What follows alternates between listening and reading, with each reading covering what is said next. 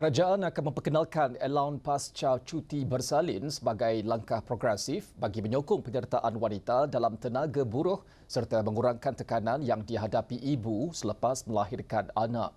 Perdana Menteri Datuk Seri Anwar Ibrahim berkata, inisiatif itu diperkenalkan susulan dapatan kadar penyertaan tenaga buruh dalam kalangan wanita berumur antara 25 hingga 39 tahun menurun berikutan komitmen materniti. Ini akan melibatkan pindaan kepada Akta Sistem Insurans Pekerjaan 2017.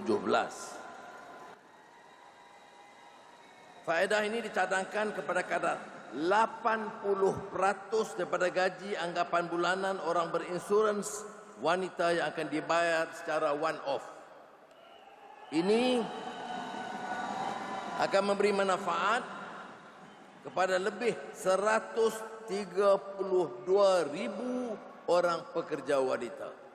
Perdana Menteri yang juga Menteri Kewangan berkata, faedah allowance yang ditetapkan pada kadar 80% daripada gaji anggapan bulanan bagi pekerja wanita yang diinsyuranskan dan akan dibayar secara sekali beri.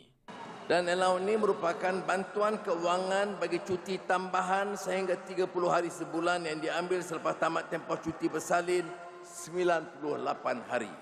Inisiatif ini dijangka memberi manfaat kepada lebih 132,000 pekerja wanita serta mengurangkan kecenderungan golongan ibu meninggalkan pekerjaan.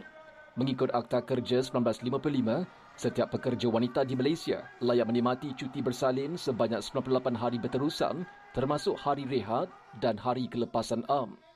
Pekerja wanita turut layak mendapatkan allowance bersalin sekiranya bekerja sekurang-kurangnya 90 hari dalam tempoh 9 bulan sebelum bersalin dan bekerja sekurang-kurangnya sehari dalam tempoh 4 bulan sebelum bersalin.